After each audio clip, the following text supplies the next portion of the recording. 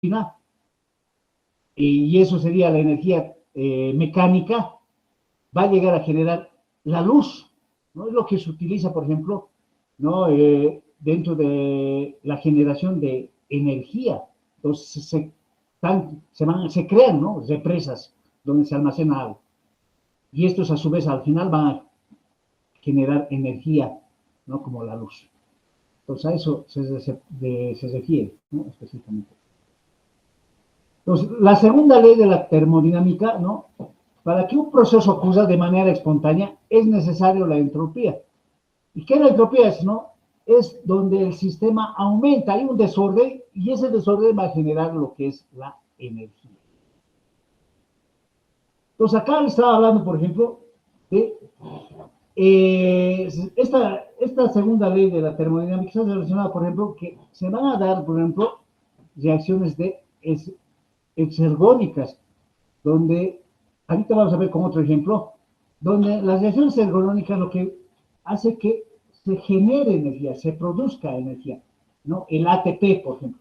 Y este ATP es utilizado en otras reacciones químicas que son denominadas ergonómicas, que requieren, ¿no? De ATP para que se realicen esas reacciones químicas, ¿no? Pero puede haber un equilibrio entre las reacciones ergonómicas y endoergónicas.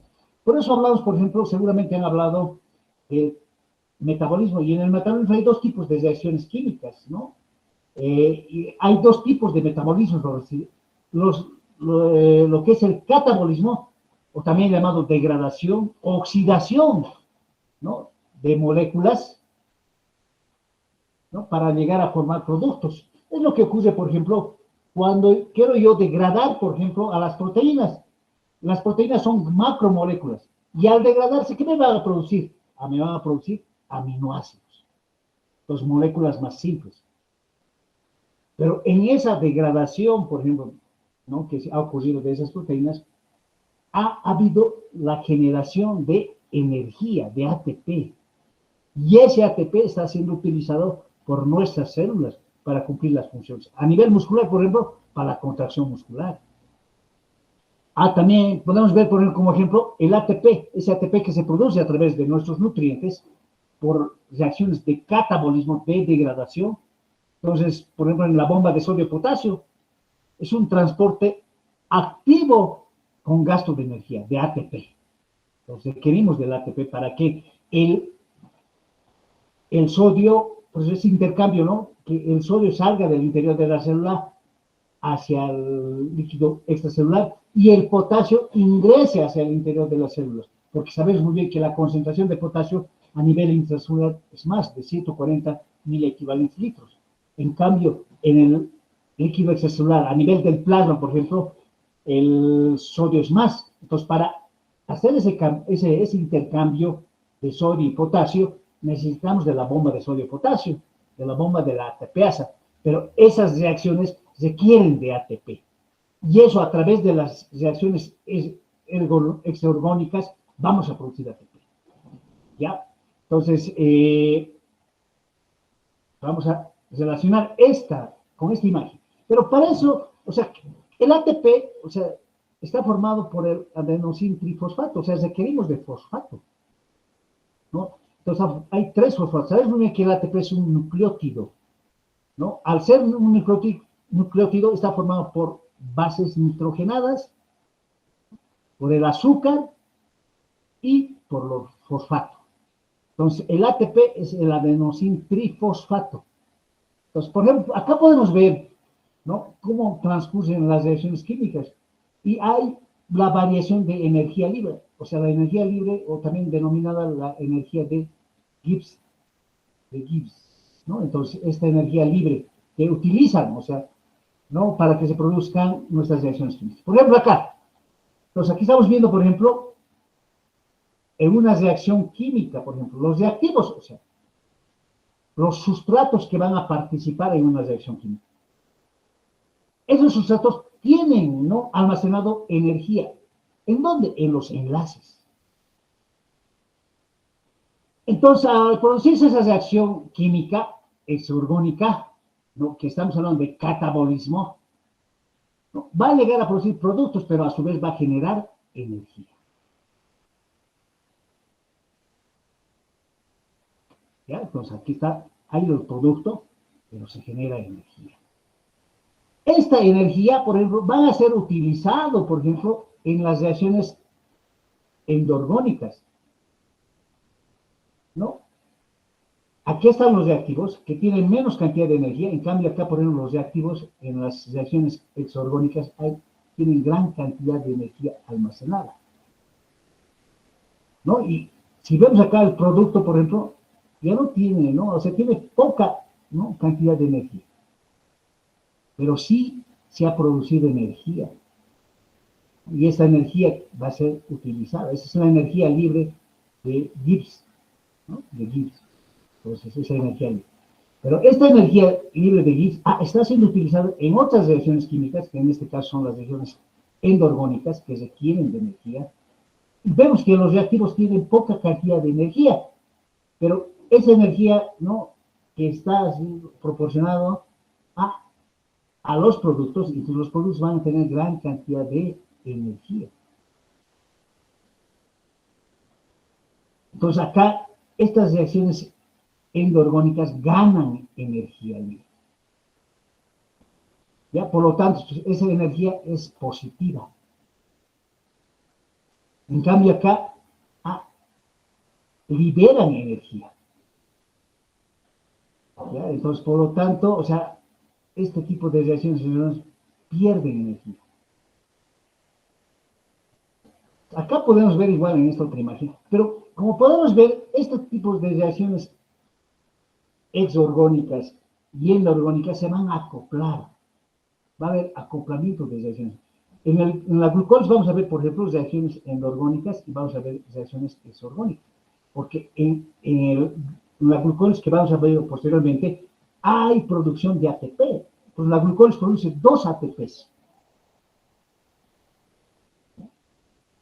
Pero también consume, en total, por ejemplo, vamos a ver que la glucólisis produce 4 ATPs, pero consume 2 ATPs. Entonces, como producción neto de ATP solamente va a producir 2 ATPs. Ahorita vamos a ver eso. Entonces, como pueden ver, ¿no?, las reacciones ergonómicas, ¿no?, aquí, por ejemplo, los reactivos o los sustratos para llegar a producir el producto. O sea, hay energía química que produce. En cambio, las reacciones endorgónicas requieren de energía libre. Por eso que el producto, ¿no?, en el producto va a estar almacenado gran cantidad de energía. Lo que hemos ido viendo acá, ¿no? El producto, ¿no?, hay gran cantidad de energía. Entonces, acá podemos ver, por ejemplo, ¿no?, el adenosín trifosfato. Está formado, por ejemplo, por purinas, ¿no?, y está formado por pentosas, o sea, aquí hay un azúcar, y está formado por fosfatos, 3 fosfatos, ¿no?, fósforos, ¿no? Entonces, y también requerimos del magnesio. ¿Ya? Entonces, como pueden ir viendo, es la función fundamental, por ejemplo, del ATP, es la transferencia de la energía libre. ¿Ya? Eso es la energía de Gibbs, estamos hablando, que es la energía libre. ¿Ya? Entonces, acá vamos a ver, por ejemplo, ¿no?, cómo hay, ¿no?, sustancias químicas que o son fosfatos de alta energía o compuestos de alta energía. Por ejemplo, como el fosfoenol piruvato, ¿no? Entonces, producen gran cantidad de energía, 61.9, por ejemplo. En joules, en kilocalorías, 14.8. ¿Por qué se les dice a estos compuestos de alta energía o fosfatos de alta energía? Porque producen, ¿no?, por encima del ATP, ¿no?, del que produce la energía. Entonces, dentro de estos compuestos, por ejemplo, tenemos el fosfoenolpiruvato, que produce, ¿no?, son fosfatos de alta energía. Entonces, tienen en sus enlaces almacenados gran cantidad de energía. También tenemos el carboil fosfato, tenemos también el 1,3-bifosfoglicerato. La creatin fosfato igual. Son compuestos, son sus fosfatos de alta energía. está produciendo energía mayor a la ATP. Por ejemplo, la ATP produce joules en kilojoules 32.2, ¿no? Y entonces si vemos el creatín fosfato produce 43.1, ¿no? Kilojoules de mol de energía, ¿no? Y aquí está en kilocalorías, ¿no? Estamos viendo la comparación en joules y kilocalorías. Pues como pueden ver, ¿no? Son compuestos de alta energía o fosfatos de alta energía. Pero también por debajo del ATP hay compuestos que producen baja energía. Y dentro de esto está, por ejemplo, ¿no? La glucosa 1,6-fosfato, que produce en kilojoules, ¿no? 20.9, ¿no? De energía, menor al ATP. Hemos dicho que es 32.2. Si hablamos en kilocalorías, es 7.7 kilocalorías, ¿no? El ATP. Entonces acá estamos viendo, por ejemplo, fosfatos de baja energía. La fructosa 6-fosfato igual, ¿no? Solamente produce 15.9, ¿no? Kilojoules mol de energía. Tenemos el glicérido 3-fosfato, que produce a menor cantidad de energía, ¿no? 9.2. Es la cantidad de energía que está almacenado, ¿no?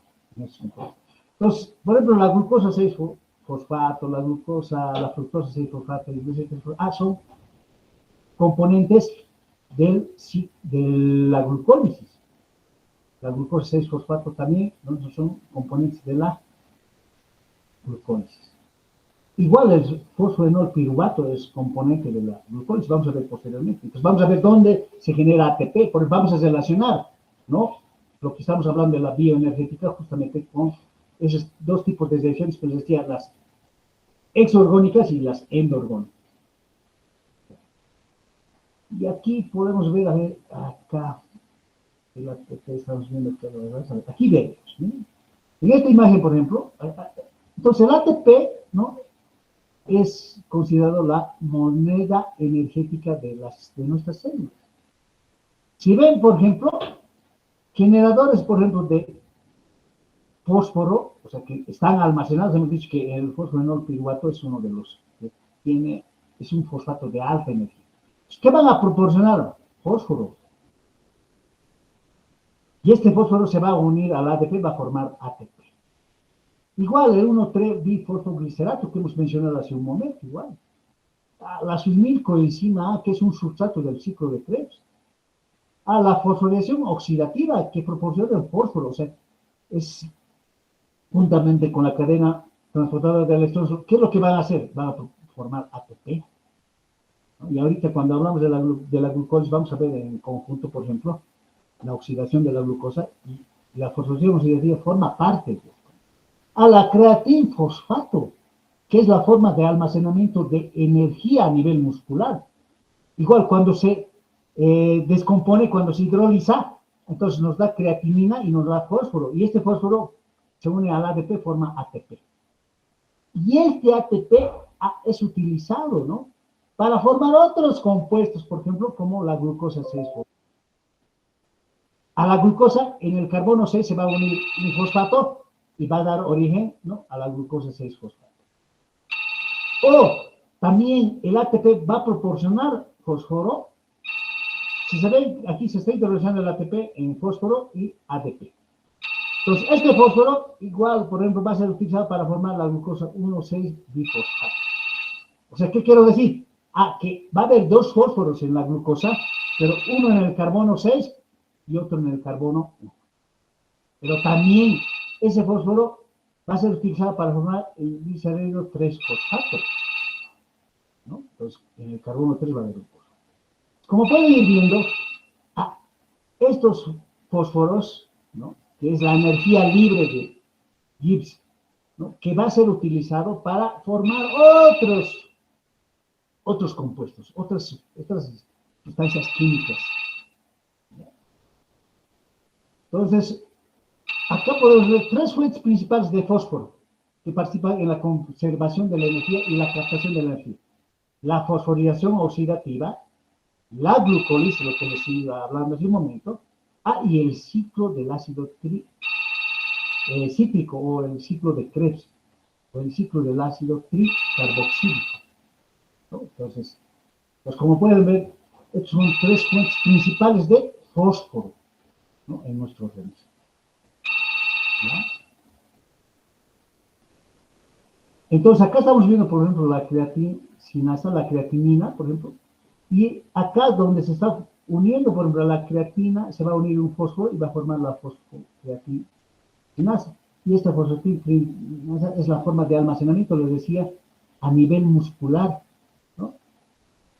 Entonces, para llegar a utilizar ese fósforo que está en la creatina y fósforo, entonces se tiene que hidrolizar y el fósforo va a quedar libre, ¿no?, para unirse al ADP y formar el ATP.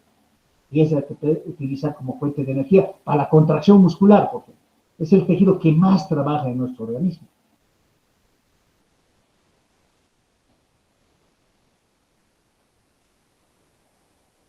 Igual acá, por ejemplo, estamos viendo que la glucosa, ¿no?, a la glucosa se va a unir en el carbono 6 un fósforo y va a formar la glucosa 6-fósforo. Entonces, la glucosa, por ejemplo, es fuente de energía. Pero acá, por ejemplo, si estamos aportando un hidrógeno, o sea, un fósforo inorgánico que proviene del ATP, que vamos a ver ahorita, para formar glucosa 6-fosfato, aquí se está dando una reacción endorgónica, ¿no? Porque la glucosa, ¿no?, tiene gran cantidad de energía, acá no tiene poca energía, pero cuando ya está uniéndose un fósforo, está formando la glucosa 6-fosfato, que tiene gran cantidad de energía. Lo que les mostraba acá en la imagen, ¿no? Esto vendría a ser la glucosa, y este como producto sería la glucosa 6-fosfato. Y aquí se le está aportando la energía, es el fósforo inorgánico, que está proveniendo ¿de dónde? Del ATP. Y el ATP se está transformando en ADP y un fósforo está yendo a esta reacción química. Entonces, la glucosa 6-fosfato en este caso, que sería el producto, tiene gran cantidad de energía almacenada. Entonces, con ese ejemplo estamos, ¿no?, relacionando esto, ya, en este caso. Y a ver, ¿cómo se ve esto?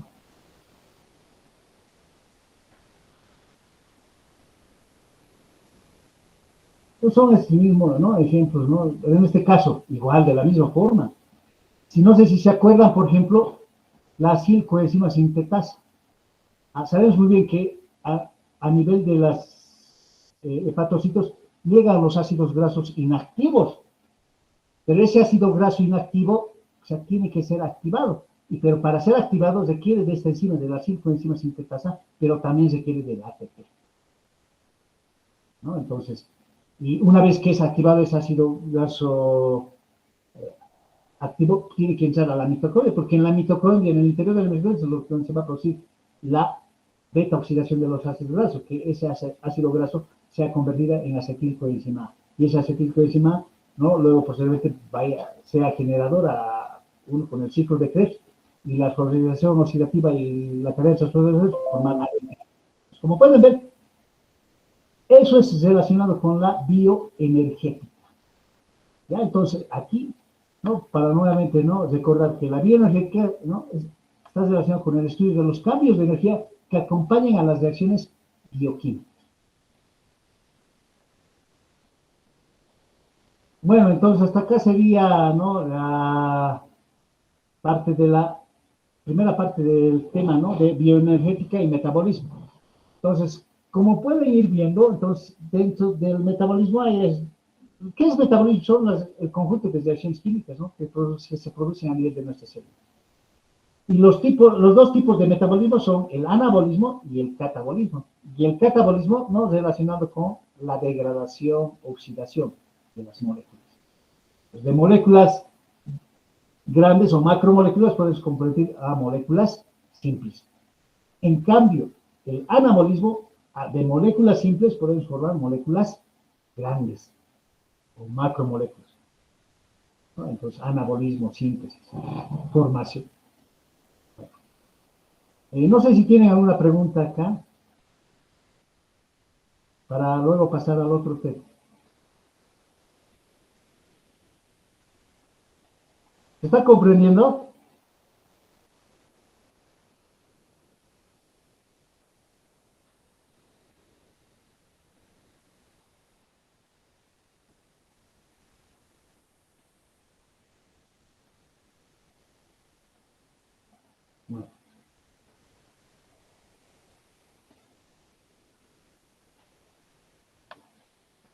Estas presentaciones igual lo voy a subir al Google Sheet, a la plataforma.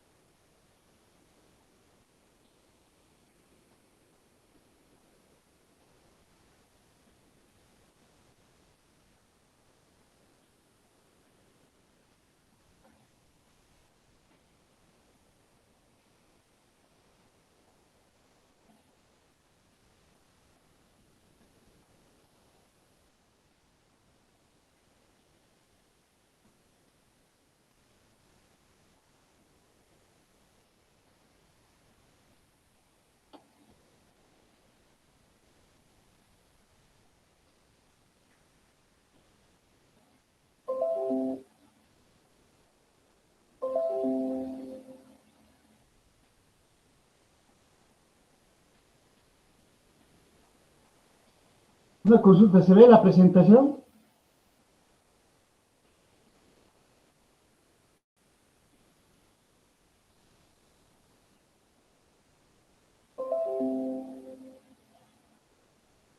Ya. Bueno, entonces empezaremos con lo que es la glucólisis. ¿Ya? Entonces, si ven, gluco es de glucosa, lisis, destrucción. ¿Ya? Entonces, vamos a hablar acá lo que les decía de reacciones de catabolismo, degradación. Bueno, lo que no es un proceso catabólico. La glucólisis es un proceso catabólico donde va a romperse en los enlaces, ¿no? Por las cuales está formada la glucosa. Pues sabes muy bien que la glucosa está formada por 6 carbonos, por eso es una hexosa, ¿no? Y está unido por enlaces covalentes. Esta glucólisis no, se realiza en todas las células de nuestro organismo y se realiza en el citoplasma. ¿Ya? Entonces, también dentro de la glucólisis participan 10, ¿no?, enzimas. Entonces hay 10 reacciones químicas. Si ven, por ejemplo, la glucólisis simplemente es, ¿no?, la transformación de la glucosa a piruvato. Ya en esta transformación, como podemos ver, hay, por ejemplo, la formación, por ejemplo, de glucosa a glucosa 6-fosfato, esa transformación, de glucosa 6-fosfato a fructosa 6-fosfato, y de fructosa 6-fosfato a gliceraldehído 3-fosfato. Ya, pero vamos a ir viendo con más detalle estas reacciones, por ejemplo. Y de gliceraldehído 3-fosfato a 1,3-bifosfoglicerato, y el 1,3-bifosfoglicerato a 3-fosfoglicerato, ¿no? Y luego del 3-fosfoglicerato a 2-fosfoglicerato y del 2-fosfoglicerato a fosfoenolpiruvato. Si ven, por ejemplo, en la anterior presentación habíamos hablado de la glucosa 6-fosfato, ¿no? Habíamos hablado, por ejemplo, del gliceraldehído 3-fosfato, hemos hablado del fosfoenolpiruvato, ¿no? Entonces, como pueden ir viendo, participan estas sustancias en reacciones, ¿no?, de la glucólisis, ¿ya? Entonces, es importante, ¿no?, la glucólisis a nivel del cerebro, a nivel de los eritrocitos y a nivel del músculo esquelético. ¿Ya? Entonces, hay dos tipos de glucólisis. La glucólisis anaerobia y la glucólisis aerobia. Entonces, ¿qué quiero decir con esto? Que la glucólisis anaerobia es donde no se va a requerir de oxígeno. Y es, por ejemplo, que la glucosa, como producto final, va a tener el lactato. ¿Ya? De piruvato va a lactato. Pero si hablamos de la glucólisis aerobia, el piruvato va a ir a formar lo que es acetilcoenzima A, el acetilcoenzima A va a ir al ciclo de Krebs, y el ciclo de Krebs, ¿no?, donde se van a producir ATPs y NAPs reducidos, igual en la glucólisis se van a poner, esos van a ir a la cadena transportadora de electrones y se van a acoplar con la fosforilación y van a producir ATP. Pues ahorita vamos a ver eso. Entonces, para que la glucosa, porque todo este proceso hemos dicho, ¿dónde se va a realizar? En el interior de las células. ¿Ya? En el interior de las células se va a realizar la glucólisis, en el citoplasma específicamente. Entonces, para que la glucosa ingrese, o sea, del espacio extracelular hacia el interior de las células, van a haber mecanismos, ¿no?, de transporte, o sea, transportadores, ¿no? Este sistema transportador hay lo que, con que el nombre que se conoce como son los GLUT, ¿no?, las proteínas transportadoras. Y este mecanismo, ¿no?, de transporte se va a dar por difusión facilitada. Es un sistema, ¿no?, de transporte. Pero hay otro sistema que es por cotransporte, ¿no? O sea, con el sodio. Entonces, si vemos, por ejemplo, y recordamos, por ejemplo, hay mecanismos de transporte, ¿no?, que se producen a través de las membranas celulares. Hay aquellos mecanismos de transporte, ¿no?, pasivos, y aquellos mecanismos de transporte activos con gasto de energía. Por ejemplo, el sistema de transporte por difusión facilitada es un transporte pasivo, donde no se requiere de gasto de energía. Entonces, si vemos acá está la glucosa y es el GLUT, ¿no? Hay, por cierto, diferentes tipos de GLUT, del 1 al 14, ¿ya? Son los GLUT. Y ¿no?, en cada tejido, cada órgano, tienen GLUT específicos, ¿no? Ahorita vamos a ver eso. Entonces, acá, por ejemplo, por difusión facilitada, aquí está la glucosa, ¿no?, y se está uniendo a la proteína transportadora, ¿no?, que se encuentra a nivel de la membrana celular, los GLUT, ¿no? Y posteriormente, ¿no?, esta glucosa está siendo introducida, ¿no?, hacia el interior de las células, hacia el citoplasma. Entonces, esto es lo que es la difusión facilitada, que que es independiente del sodio. En cambio, hay otro sistema, ¿no?, de transporte, o que se le denomina cotransporte, porque se requiere del sodio para poder ser transportada esa glucosa. Pues al mismo tiempo, ¿no?, ingresa, ¿no?, glucosa y sodio. Por eso es cotransporte, ¿ya? Por eso se denomina cotransporte. Entonces, en este mecanismo de transporte sí va a haber gasto de energía. Vamos a requerir de ATP, ¿ya? Bueno, dentro de, tal vez podemos hablar, ¿no?, de los GLUT, por ejemplo, les decía que hay del 1 al 14, ¿no? Entonces, por ejemplo, el GLUT3 se encuentra en la membrana de las neuronas, o sea, entonces ahí vamos a encontrar, por ejemplo, el GLUT3. El GLUT1 vamos a encontrar, por ejemplo, en la membrana de los eritrocitos y en el cerebro, en las células neuronales del cerebro. El GLUT4 no vamos a encontrar en el tejido adiposo y en el músculo esquelético.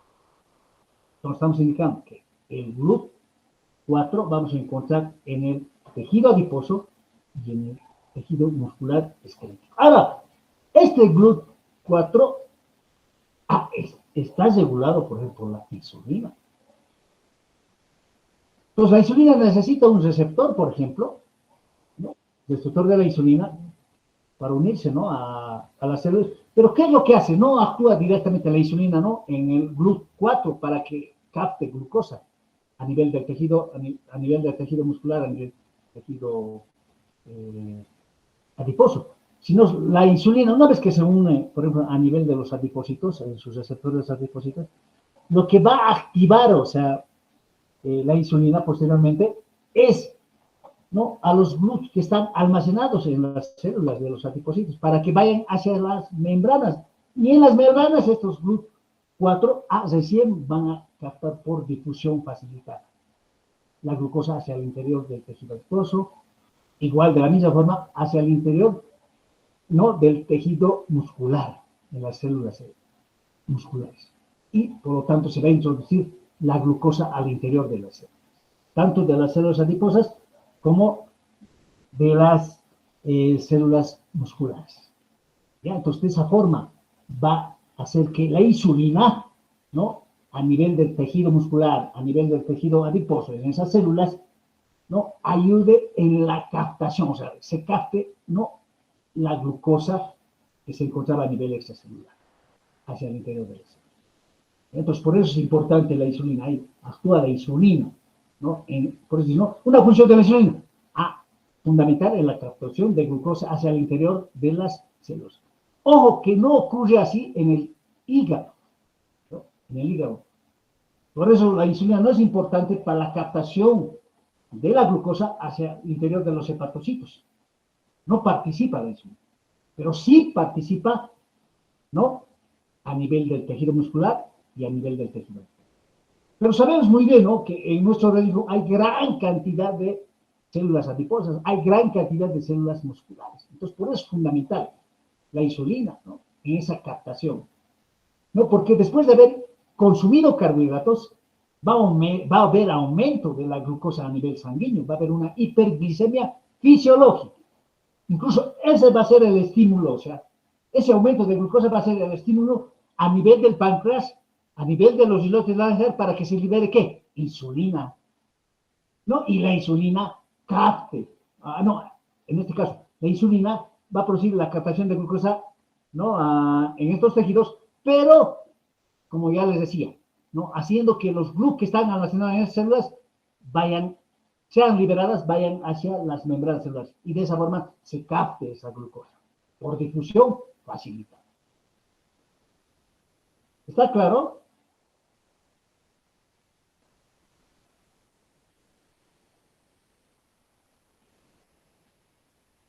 Una consultita, ¿se está escuchando? ¿Se está viendo las diapositivas?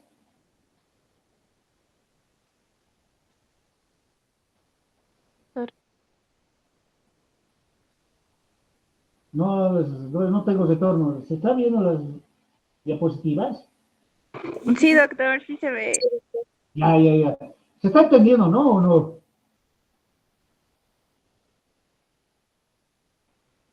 Me parece que no se está entendiendo, no hay respuesta. Sí se entiende, doctor. Ya. Entonces, como les decía, entonces, muy importante, entonces los GLUT4, ¿no? Están localizados en las membranas de las células adipocitos y células musculares. ¿Ya? Ahora, en el hígado, o sea, para captar la glucosa del líquido extracelular hacia los hepatocitos, tenemos los GLUT4.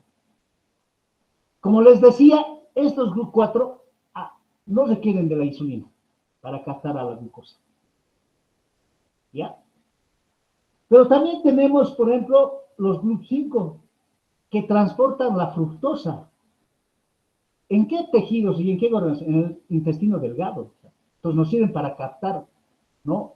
Los GLUT5 nos sirven para captar la fructosa a nivel intestinal. También en los testículos. Pues sabes muy bien que los espermatozoides, la fuente de energía para los espermatozoides son la fructosa, ¿no?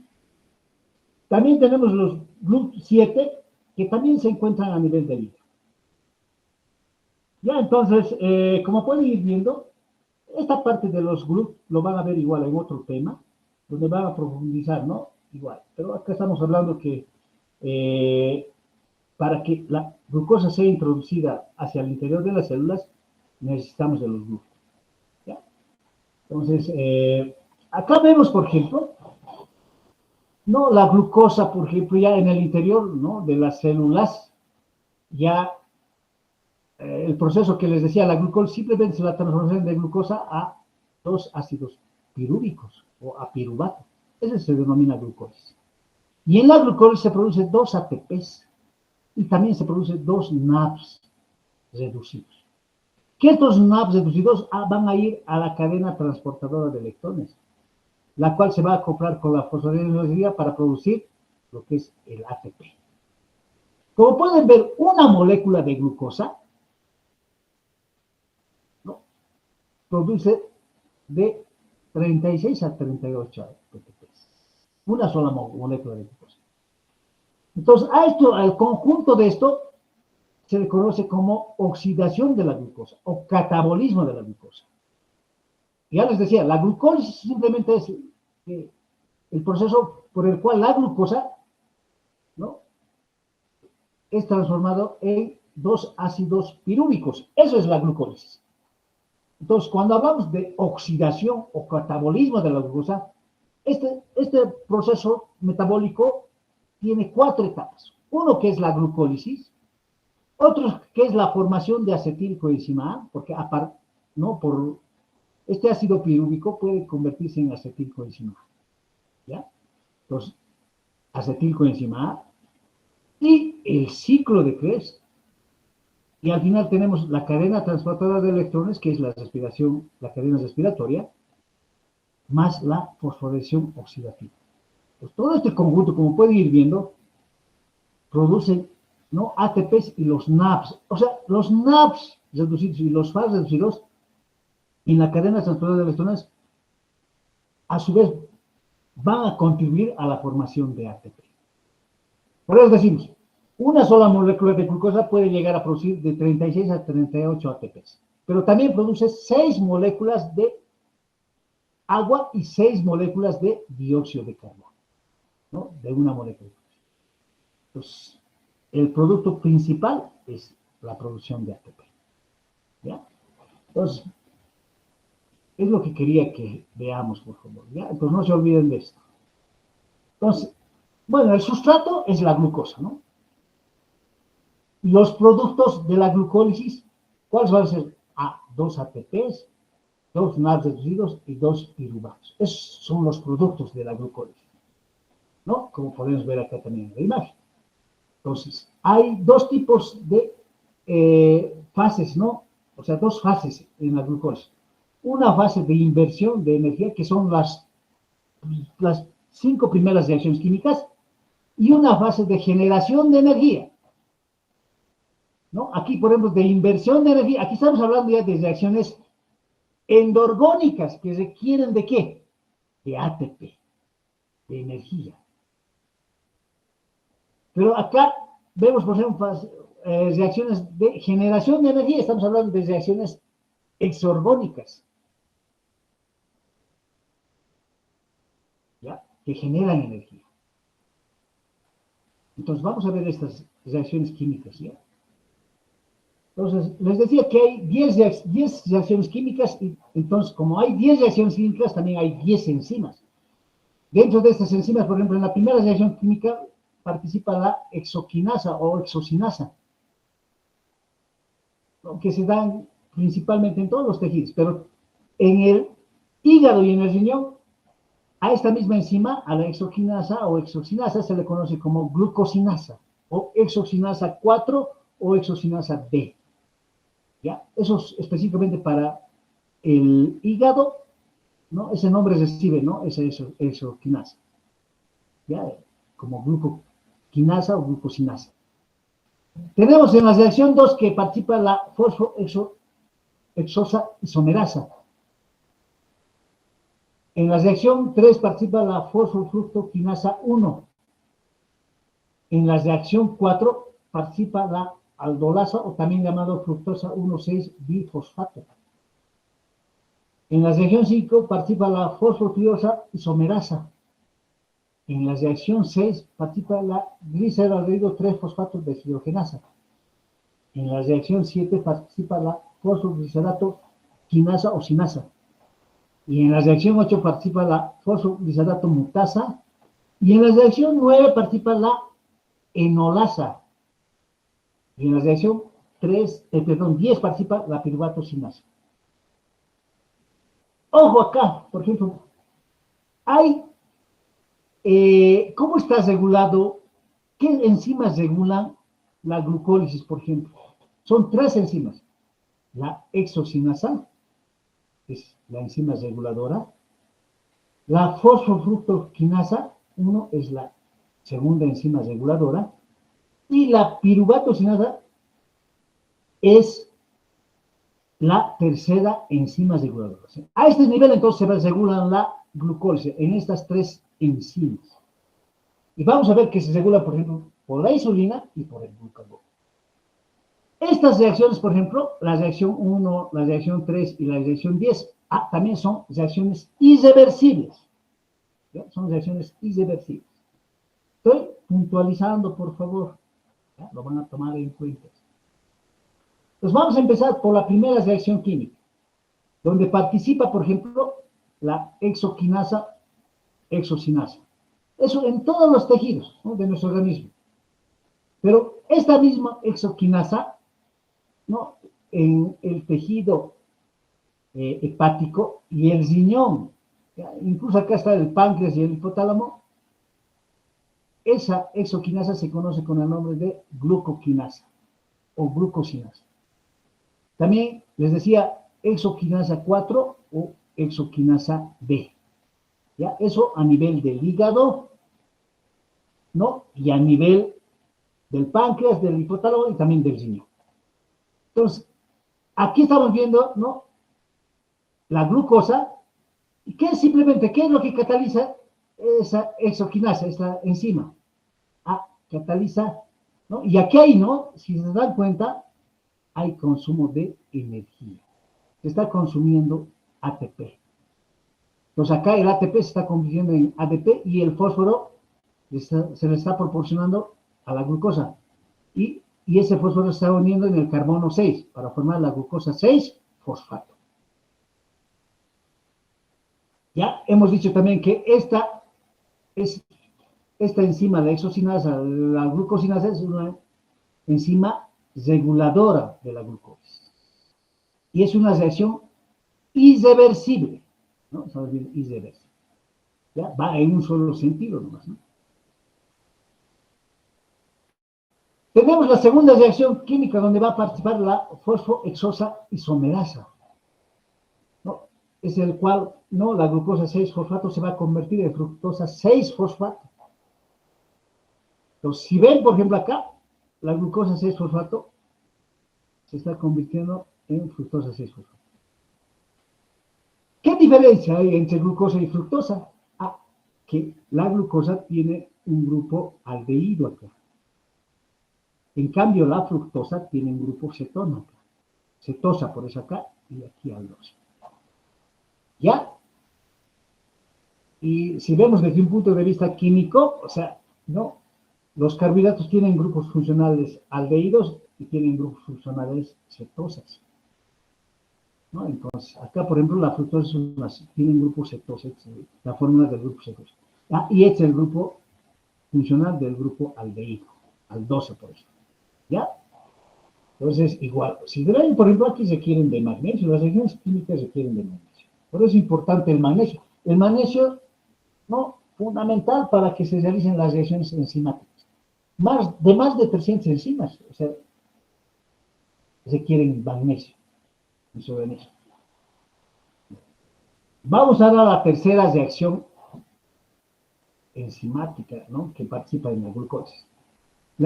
Esta enzima también que es enzima que regula la glucólisis. Y también esta reacción es irreversible, ¿no? Entonces, ¿qué enzima participa? La fosfofructoquinasa 1 o sinasa 1.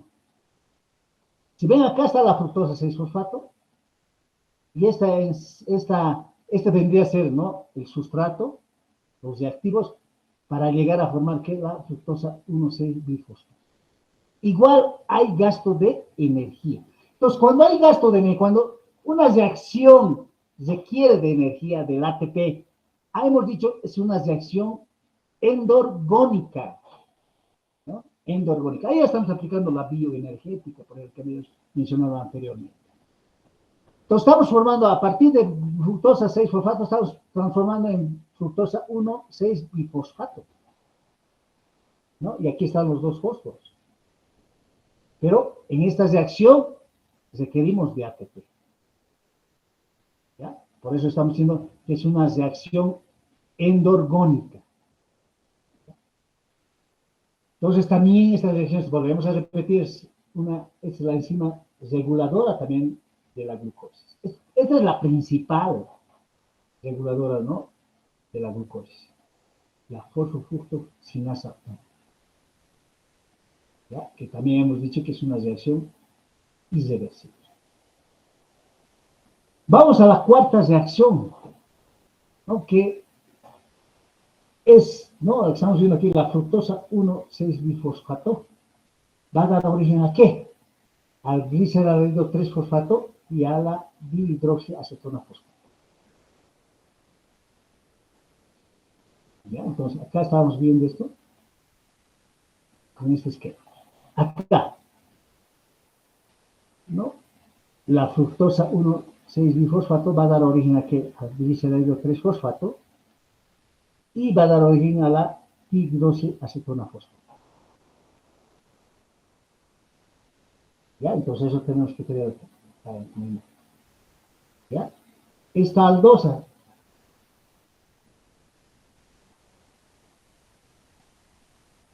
que habíamos dicho que es aldosa también llamada fructosa 1,6-bifosfato. ¿Ya? Está claro, ¿no? Entonces aquí estamos viendo. Ahora, si se dan cuenta, habíamos visto acá, ¿no? Que la fructosa 1,bifosfato, gracias a esta aldolosa, da origen al gliceraldehido 3-fosfato y al dihidroxiacetona fosfato. Pero esta dihidroxiacetona fosfato igual se convierte en gliceraldehído 3-fosfato.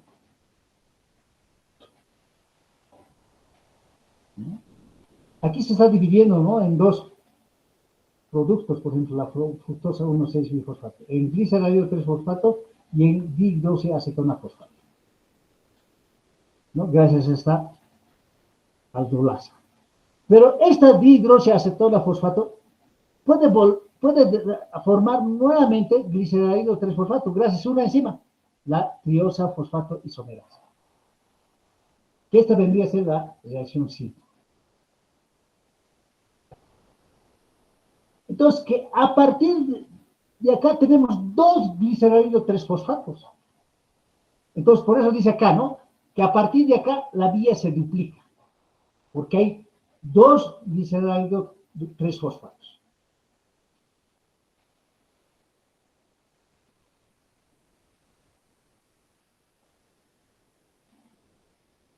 Entonces, acá podemos ver, ¿no? Entonces, entonces aquí hay dos gliceraldehído 3-fosfatos, entonces ese gliceraldehído 3-fosfatos, entonces va a dar, ¿no? Estas reacciones no se van a duplicar. ¿Ya? Entonces, el gliceraldehído 3-fosfato va a dar origen al 1,3-bifosfoglicerato. ¿Por qué?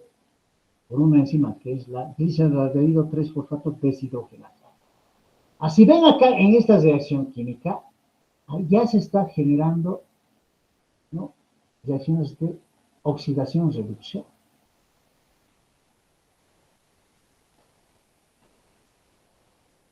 ¿Ya? Si ven, por ejemplo, el NAD oxidado se está convirtiendo en NAD reducido. Y este NAD reducido va a ir a la cadena transportadora de electrones para producir 3 ATPs. O sea, los NAD reducidos producen a nivel de la cadena transportadora de electrones 3 ATPs. ¿Ya? Entonces aquí hay una reacción de oxidación y reducción.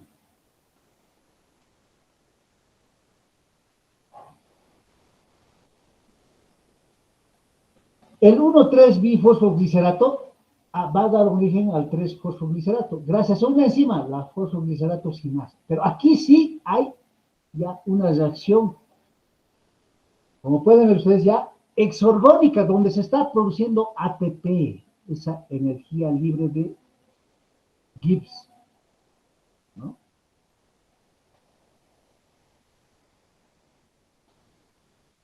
El 3-fosfoglicerato está siendo transformado en 2-fosfoglicerato. ¿Por qué? Por la fosfoglicerato mutasa. El 2-fosfoglicerato está siendo transformado en fosfoenol piruvato. ¿Gracias a qué? Gracias a una enzima llamada enolasa. Pero aquí hay liberación de agua, hay deshidratación, o sea, hay pérdida de agua. Ahora, el fosfoenol piruvato está siendo transformado en piruvato, gracias a la piruvato sinasa, ¿no? Entonces, acá podemos ver, por ejemplo, esa piruvato sinasa es la otra enzima reguladora de la glucólisis. Pero aquí hay también producción de ATP, aquí hay una reacción de exorgónica. ¿Ya?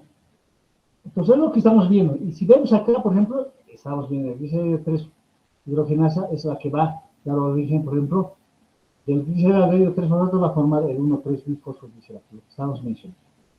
Entonces, acá por 2 dice, entonces, aquí estamos como, hay 2 gliceraldehído 3-fosfatos, entonces van a producir 2 NAPs reducidos, 2 NAPs reducidos.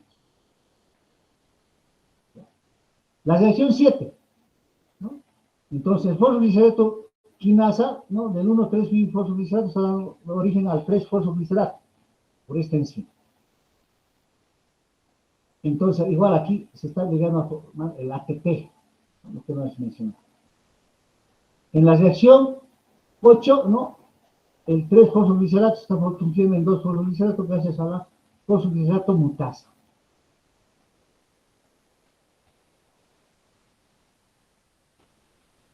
Hemos visto esto, también esto.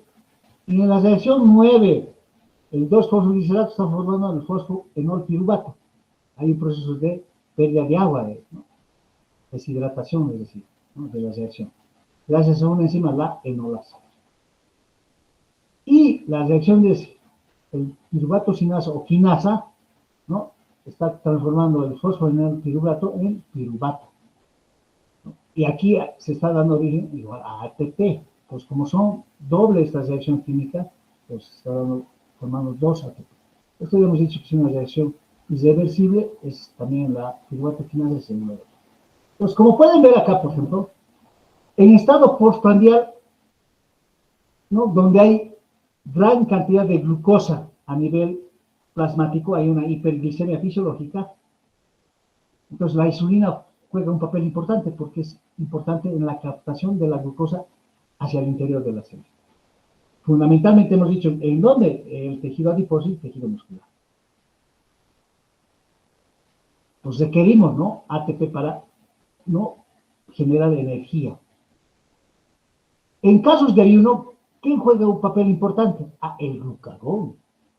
Porque a nivel plasmático, ¿qué va a disminuir? La glicemia, ¿no?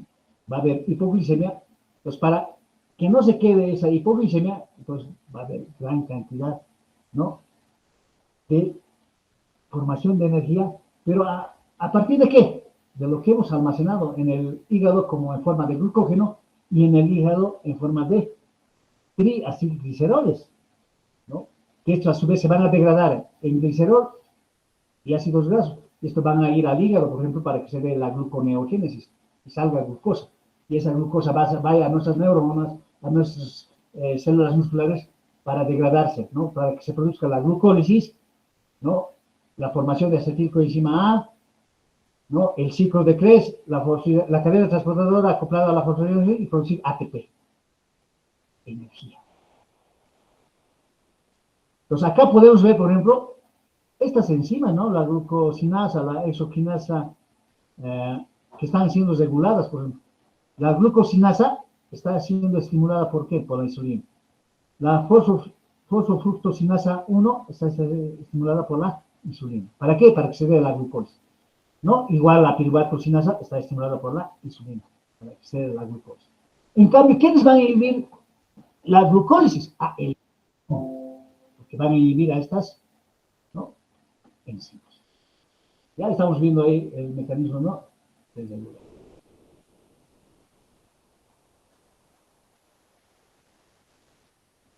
Ya, entonces, de la misma forma, acá podemos ver un resumen, por ejemplo, ya para ir terminando.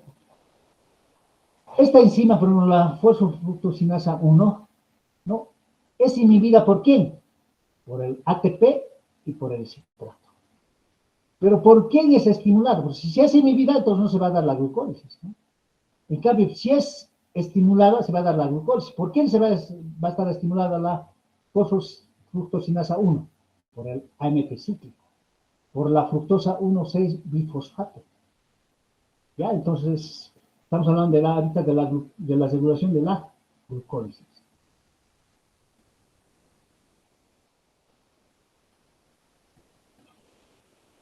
¿No? Aquí podemos ver, por ejemplo, la piruvato sinasa, ¿no? Y aquí vemos, por ejemplo, es inhibida por el ATP, por la alanina, por la acetilcoenzima A, pero es estimulada por el AMP cíclico, por la fructosa 1,6-bifosfato.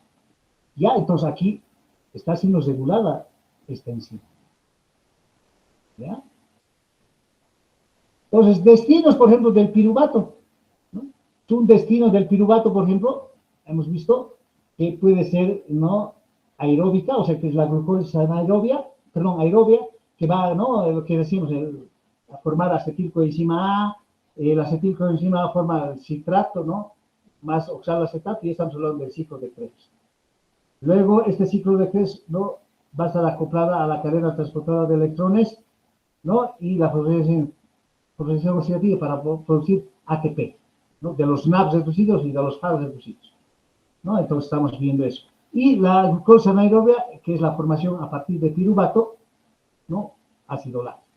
Lo que estamos viendo acá, ¿no?, el lactato. ¿No? Y sabemos muy bien, por ejemplo, a nivel muscular, cuando hacemos ejercicio extenuante, ¿no?, entonces formamos gran cantidad de ácido láctico. Por esa situación tenemos la macurca, ¿no?, los calambres, ¿no?, calambres a nivel muscular. Y ahí hacemos masaje, ¿no?, para liberar, para que ese ácido láctico salga, ¿no?, salga del músculo y vaya al hígado. Y en el hígado ese lactato sirva como sustrato para la gluconeogénesis, para formar glucosa a partir del lactato. Ojo, el músculo no tiene una enzima, la enzima glucosa 6-fosfatasa, ¿no?, que esta enzima participa en qué? En que la glucosa 6-fosfato se convierta en glucosa y esa glucosa salga a la circulación, ¿no? Entonces, en el músculo no existe esa enzima, en el hígado sí existe, por eso en el hígado se da la gluconeogénesis, ¿ya? En cambio, en el músculo no se da, no, nuevamente el lactato vuelve a glucosa, ¿no? La gluconeogénesis no se da, porque en el músculo no hay la enzima glucosa 6-fosfatasa, que esa enzima es importante para que la glucosa 6-fosfato se convierta nuevamente en glucosa. Eso solamente se da en el hígado, ¿ya? Entonces, por eso el lactato tiene que ir al hígado para que el lactato participe para formar nuevamente glucosa a partir del proceso llamado gluconeogénesis. Eso es lo que estamos viendo acá, igual esto acá, ¿no? En el caso, por ejemplo, del piruvato a formar lactato, que es la glucosa anaerobia, vemos, por ejemplo, hay consumo, ¿no?, de los NAPs reducidos, se convierte en NAP, ¿no?, como puede ver. ¿Y qué enzima participa acá? La lactato deshidrogenasa, ¿no?, en la glucólisis, ¿no?, del anaerobia, ¿no?, cuando el piruvato se convierte en NAP, ¿ya?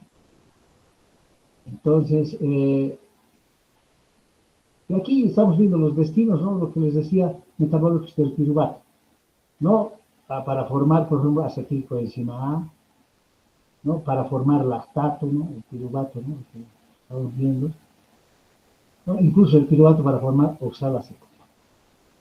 ¿Ya? Son destinos, ¿no? Y en los microorganismos se puede llegar a formar etanol a partir de piruvato, en los microorganismos, ¿ya?, como las levaduras y otros microorganismos. Bueno, hasta acá estaríamos quedando por ya desde tiempo, ¿no? Muchas gracias, muchas gracias, muchachos, ¿ya? Gracias por su atención, los que se han quedado. Gracias. Hasta luego. Esta presentación también la voy a subir, ¿no?, a la plataforma. Gracias, hasta luego.